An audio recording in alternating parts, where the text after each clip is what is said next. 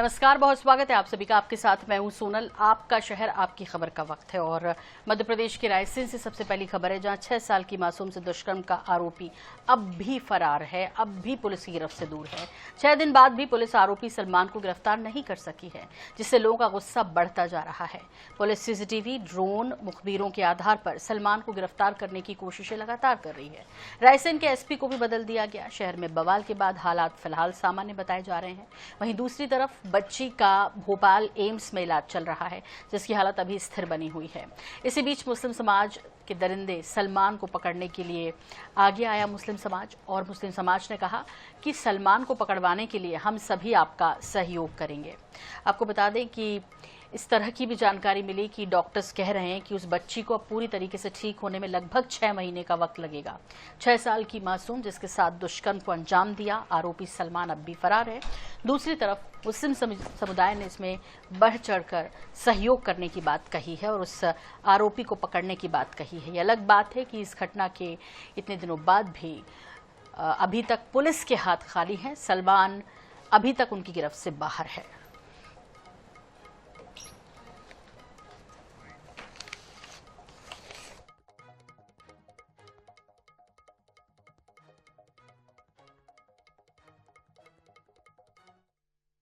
पिछले दिनों 21 नवंबर को हुई 6 साल की मासूम बालिका के दुष्कर्म के मामले में रायसेन जिले का माहौल गरमाया हुआ है। 21 नवंबर के बाद जैसे ही सलमान मासूम बालिका के साथ दुष्कर्म करके भागा और उसके बाद वो फरार हो गया, इसको लेकर के हिंदू संगठन और सकल हिंदू समाज के द्वारा जगह जगह, चाहे वो अब्दुल्लागंज हो, मंडीदीप हो, गौहरगंज हो, वाली हो, बरेली हो या रायसेन हो, बंद का आह्वान किया गया और इसके साथ धरना प्रदर्शन दिए गए। कल गौहरगंज में सकल हिंदू समाज के द्वारा आक्रोश रैली का आयोजन किया गया था और उस दौरान पुलिस और पब्लिक में रास्ता खोलने को लेकर के बहस हुई और प्रदर्शनकारियों ने पत्थर बरसाने शुरू किए। पुलिस ने भी हल्का बल प्रयोग किया। यथा स्थिति ये बनी कि लॉ एंड ऑर्डर की स्थिति बिगड़ती हुई नजर आई, लेकिन पुलिस ने इस चीज को संभाल लिया। अभी मैं आपको बता दूं, पुलिस ड्रोन कैमरे से, सीसीटीवी की मदद से और अन्य स्रोतों की मदद से सलमान को तलाशने का प्रयास कर रही है। वहीं पर रायसेन के कुछ मुस्लिम समाज के व्यक्ति, गौहरगंज के आसपास के मुस्लिम समाज के व्यक्ति खुलकर सामने आ गए हैं कि ऐसे दरिंदे को जल्दी गिरफ्तार किया जाए और उसे सख्त से सख्त सजा दी जाए। मैं संजय चौहान, INH रायसेन। तो 6 दिन बाद भी गिरफ्त से दूर है सलमान और हैवानियत को लेकर लोगों में भारी आक्रोश है। मामले में मुस्लिम समाज भी अब आगे आ गया है और सलमान को ढूंढने में पूरा सहयोग करने की बात कह रहा है। वहीं दूसरी तरफ आपको बता दें कि आज भी कई जगह पर सैकड़ों पुलिसकर्मी तैनात रहे। DIG, SP और DSP स्तर के कई जो अधिकारी हैं इस पूरे मामले पर नजर बनाए हुए हैं। रायसेन SP को हटा दिया गया है और क्रशर में काम करता था आरोपी, जिस तरह की जानकारी मिल रही है। गौहरगंज में लोगों में गुस्सा इतना बड़ा कि पथराव तक किया उन्होंने। गुस्से में आके पुलिस को भी आंसू गैस के गोले छोड़ने पड़े उन्हें रोकने के लिए। तो इस तरह के हालात पिछले 6 दिनों से रायसेन में देखने को मिल रहे हैं। हालांकि पुलिस पूरी स्थिति को कंट्रोल में की हुई है, लेकिन छात्राओं का, महिलाओं का गुस्सा जो है वो सड़कों पर दिख रहा है। और ज्यादा जानकारी के लिए बात करते हैं, हमारे सहयोगी रायसेन से संजय चौहान हमारे साथ जुड़ गए हैं। सीधे रुख कर लेते हैं रायसेन का।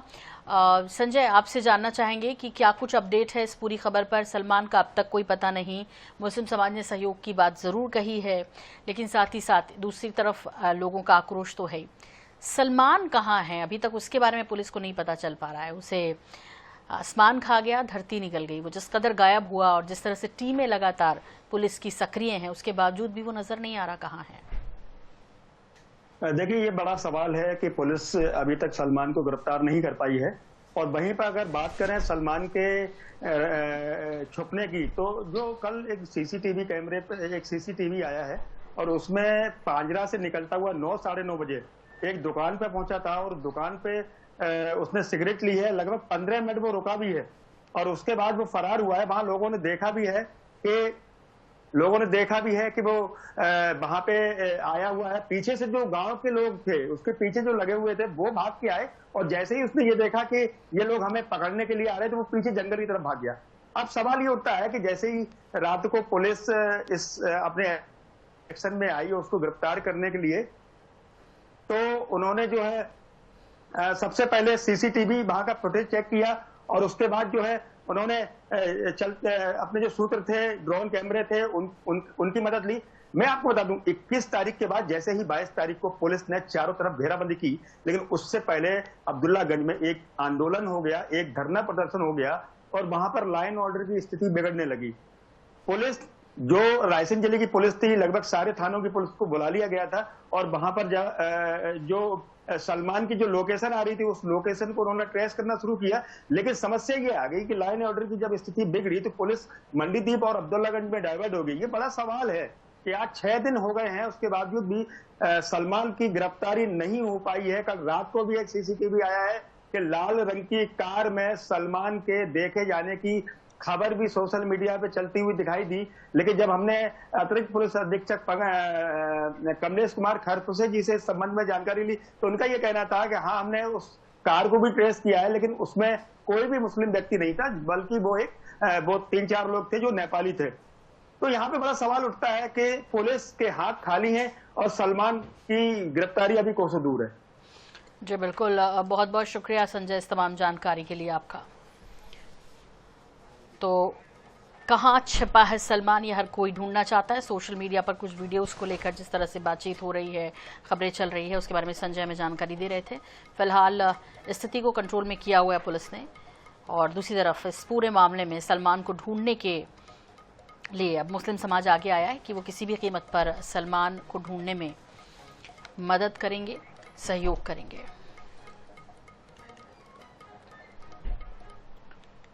सीहोर जिले की वीआईटी यूनिवर्सिटी में मंगलवार रात दूषित भोजन और पानी की शिकायत के बाद हॉस्टल वार्डन और गार्डों द्वारा मारपीट के आरोप लगे। इसके बाद छात्रों ने जमकर हंगामा किया, जिससे तोड़फोड़ और आगजनी की घटना हुई। इस मामले में मुख्यमंत्री मोहन यादव ने मामले की गंभीरता को देखते हुए जांच समिति भी गठित कर दी है। घटना की विस्तृत जानकारी लेने और छात्रों से मिलने के लिए सरकार ने पिछड़ा वर्ग और जिले की प्रभारी मंत्री कृष्णा गौर को सीहोर भेजा। मंत्री गौर ने कलेक्ट्रेट स्थित जिला पंचायत सभा में अधिकारियों के साथ एक महत्वपूर्ण बैठक की। बैठक के दौरान प्रभारी मंत्री कृष्णा गौर ने जिला प्रशासन को सख्त निर्देश दिए कि छात्रों की सुरक्षा में कोई कमी नहीं रहनी चाहिए और उनके स्वास्थ्य से कोई खिलवाड़ न हो। उन्होंने कहा कि सरकार की प्राथमिकता छात्रों की सुरक्षा, स्वास्थ्य और गुणवत्तापूर्ण शिक्षा सुनिश्चित करना है। आपको बता दें कि इस बैठक में सीहोर विधायक सुदेश राय, आष्टा विधायक गोपाल इंजीनियर, कलेक्टर बालागुरु के, एसपी दीपक कुमार शुक्ला और अन्य विभागों के अधिकारी मौजूद रहे।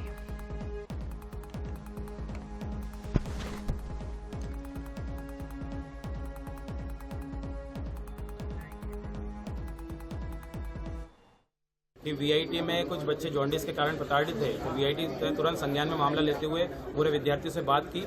जब विद्यार्थियों ने अनुशासन में रहकर जब अपना आंदोलन करा, तो वहाँ के प्रशासन द्वारा उन पर लाठीचार्ज की गई, जिससे छात्रों में उत्साह होकर एक हिंसा भड़की वहाँ पर। जब विद्यार्थी परिषद को सूचना लगी, तो रात को तत्काल रूप से जाकर वहाँ पर हिंसा को रोकी गई। मुख्य मांग यही है कि वहाँ पर जो मूलभूत सुविधाएं, 17,000 विद्यार्थी है, तो उनके खाने पानी की व्यवस्था और उनके रहने की, जो क्योंकि दूर दूर से कोने कोने से, देश के कोने कोने से वहाँ पे विद्यार्थी आते हैं और एक लंबी फीस वहाँ से वसूली जाती है। तो विद्यार्थी परिषद ये मांग करती है कि मूलभूत सुविधा वहाँ पर। ये जरूर जानकारी हुई है कि बच्चे कुछ अस्वस्थ हुए थे और बच्चों ने अपनी बात कॉलेज प्रबंधन के सामने रखी थी। कॉलेज प्रबंधन ने उसको बहुत जिम्मेदारी से नहीं लिया, उसके बाद ये सारी स्थिति बिगड़ी है। अगर कॉलेज प्रबंधन संज्ञान ले लेता और उस स्थिति पर उसी समय काम कर लेता, तो शायद बच्चों में इतनी विवाद की स्थिति या असंतोष नहीं फैलता।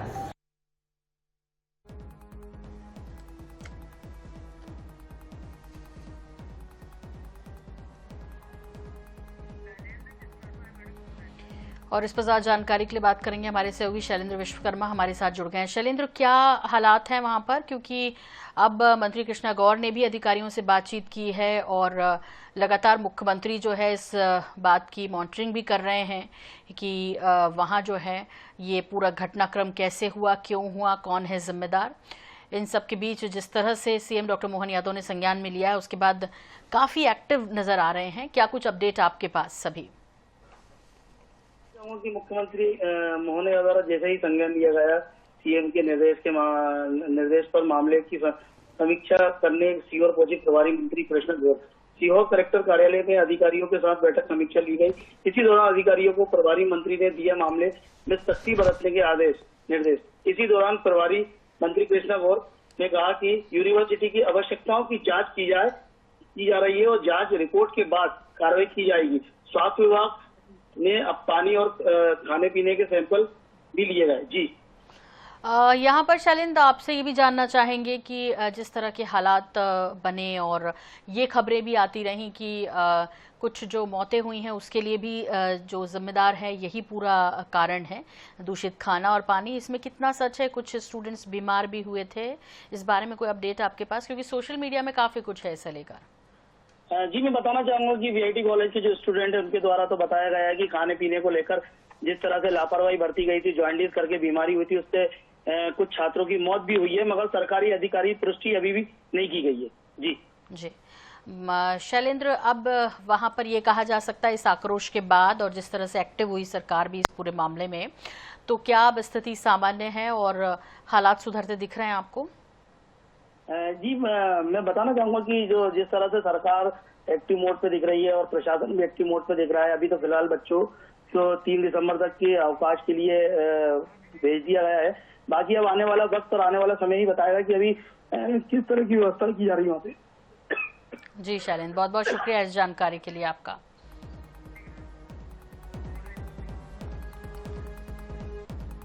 बच्चों की सुरक्षा हमारी पहली प्राथमिकता है, उन्होंने कहा। और सीहोर वीआईटी मारपीट मामले में सीएम ने जांच समिति भी बनाई है।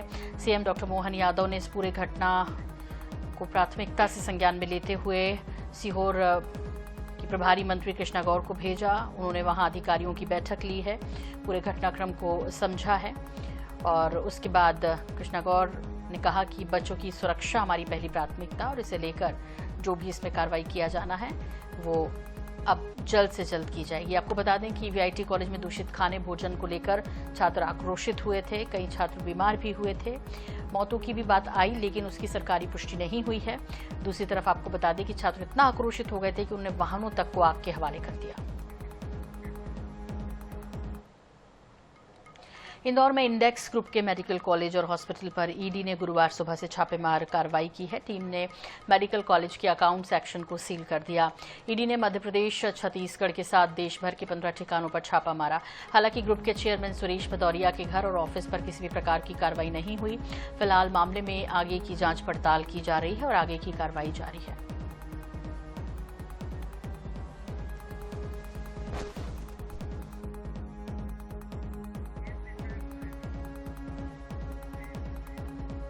और इस पर ज्यादा जानकारी के लिए बात करेंगे। इंदौर सहयोगी महेश मिश्रा हमारे साथ जुड़ गए हैं। महेश जी, इस पूरे मामले में विस्तार से आपसे जानकारी चाहेंगे। देखिए, ये जो ग्रुप है सुरेश भदौरिया जिनका आपने जिक्र किया, इनका एक ग्रुप है अमलताज ग्रुप, जिसके स्कूल हैं, कॉलेज, जिसके मेडिकल कॉलेज हैं, हॉस्पिटल्स हैं। और सुरेश भदौरिया का नाम पहले भी व्यापम घोटाले में आया है। कुछ समय पहले इन्हें सीबीआई ने गिरफ्तार किया था। सीबीआई के शिकंजे में से काफी समय तक ये फरार रहे और जो व्यापम के समय जो गड़बड़ियां थी और उसके बाद में जो मेडिकल की सीटें बेचना, फर्जी तरीके से व्यापम में स्टूडेंट्स के मार्क्स बढ़वा के उन्हें अपने कॉलेज के स्टूडेंट बताना, तो ये सारी तरह की जो चीजें थी, इनको लेकर ये जो संस्थान है ये हमेशा से सुर्खियों में रहा है। आज जो ईडी ने कार्रवाई शुरू की है 15 ठिकानों पे है और ये माना जा रहा है, हालांकि अभी तक ईडी की तरफ से कोई अधिकृत जानकारी नहीं आई है। आमतौर पर शाम तक एक उनका मेल के थ्रू अपनी जानकारी दे देते हैं, पर इस मामले में ये माना जा रहा है कि जो डॉट्स जुड़ते दिखते हैं कि जिस तरीके से व्यापम में सीबीआई ने भी पहले कार्रवाई की है, तो जो स्टूडेंट हैं उनके जो खातों से पैसों का ट्रांसफर हुआ, जो पैसों का लेन देन हुआ, ये करोड़ों की अमाउंट बताई जा रही है, जिसके चलते ईडी इन्हीं सारी चीजों को ट्रेल को तलाशने के लिए आज ये छापामार कार्रवाई कर रही है। और जिसके चलते आज इंडेक्स मेडिकल कॉलेज के अकाउंट सिस्टम को भी जो अकाउंट सेक्शन है उसे सील किया गया है। तो ईडी की कार्रवाई देर शाम तक जारी रही थी। ईडी ने अभी इसकी अधिक जानकारी नहीं दी है, पर जो डॉट्स हैं वो यही बताते हैं कि जिस तरीके से इस ग्रुप के जो ऑनर हैं, जो इसके मालिक है सुरेश भदौरिया, उनका जो पुराना ट्रैक रिकॉर्ड रहा है, तो ये व्यापम और जो फर्जी मेडिकल में जो सीटों के मामले हैं या गलत तरीके से स्टूडेंट्स के मार्क्स बुलवाने के मामले, उनके एवज में जो मोटी रकम ली जाती थी, उसी की ट्रेल को तलाशने के लिए ईडी ने छापा मारा है। ये सूत्र बता रहे हैं, और जो डॉट्स हैं वो भी यही बता रहे हैं कि कार्रवाई संभवतः इसी दिशा में काम कर रही है। जी बिल्कुल महेश, बहुत बहुत शुक्रिया इस तमाम जानकारी के लिए आपका।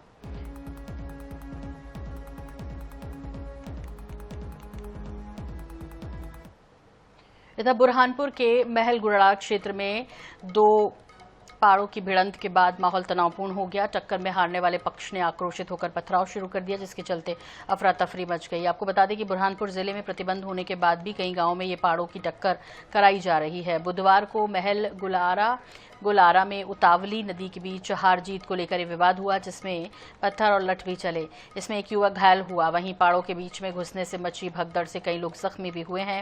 इस मामले में शिकारपुरा थाना पुलिस ने आयोजन समिति के 12 सदस्यों और 3 पाड़ा मालिक सहित 27 लोगों के खिलाफ केस दर्ज किया। इस मामले में नेपानगर एसडीएम से मेले की अनुमति ली गई थी, लेकिन पाड़ों की टक्कर की अनुमति नहीं थी इसमें।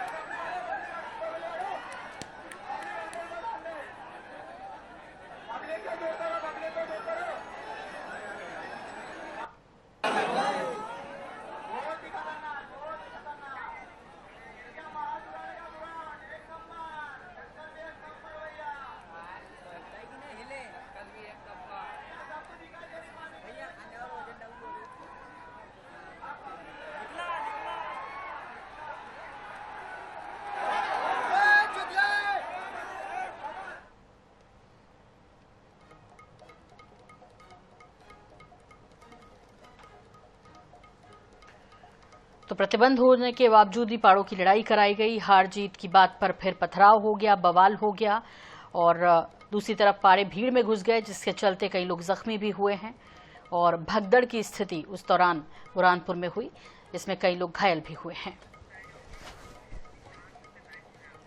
और अशोक सोनी हमारे साथ जुड़ गए हैं बुरहानपुर से, सीधे रुख कर लेते हैं अशोक का। अशोक, पहले ही प्रतिबंध है इस तरह के खेलों पर, उस पर भी अनुमति मेले की ली जाती है, फिर पाड़ों की लड़ाई कराई जाती है और उसमें भी विवाद। विस्तार से आपसे समझेंगे और क्या कुछ कार्रवाई हुई इस मामले में। देखिए, मैं बता दूं कि ये जो मेले आयोजन की परंपरा है बुरहानपुर जिले में, काफी मेले हर थाना क्षेत्र में मेले का आयोजन होता है और हर जगह होता है और मेले की ही परमिशन दी जाती है, उसके बाद में पाड़े लड़ाए जाते हैं।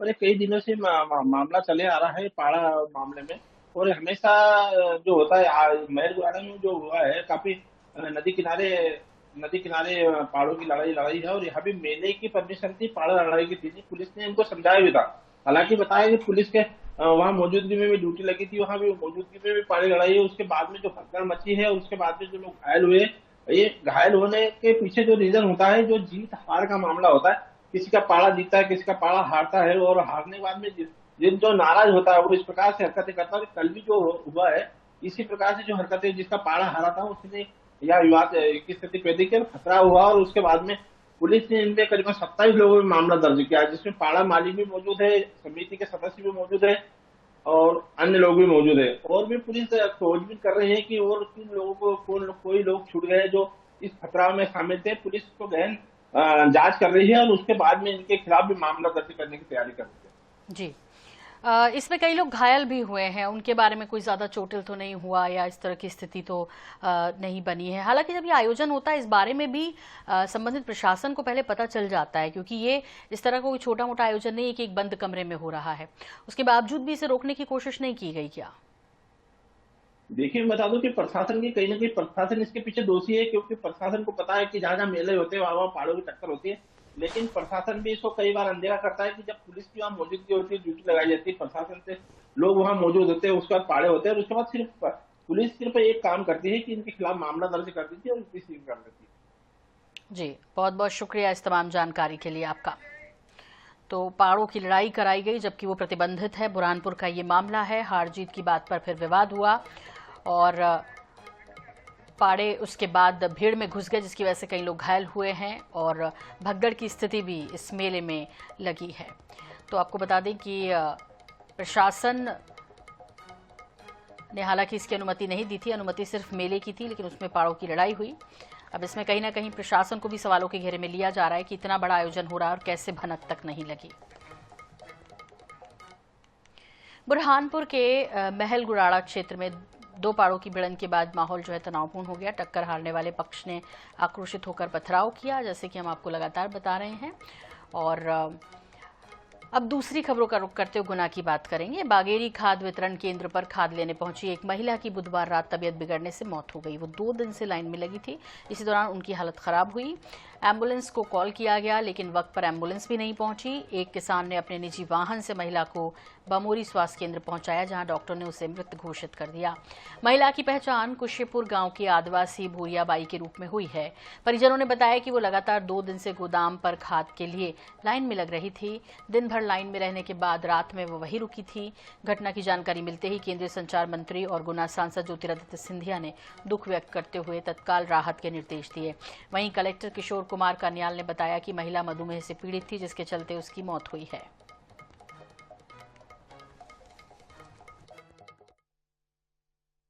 3 बजे फोन आया रात में, जो हमारी भाभी थी। अच्छा, तो अगर मेरे को सूचना हो जाती तो मैं रात को जाके उसको वहीं से मतलब हंगामा करती, कुछ भी करते, जो नौबत नहीं आती। हम डेड बॉडी वहीं पर रख के और मतलब धरना प्रदर्शन भी करते सर। वो रात के ठंड के कारण ही हुई है वो घटना। तो अच्छा, 11 बजे करीबन। अच्छा, बहुत दुखद घटना है। जो बताया गया कि उनकी तबीयत खराब थी, शायद उनको पता नहीं था कि उनको शुगर 450 तक है। इसके चक्कर में वो रात को वहाँ पे लाइन पे लगी और उनको तत्काल हॉस्पिटलाइज किया गया और हॉस्पिटल में उनकी डेथ हुई। बहुत शहरी आदिवासी थी।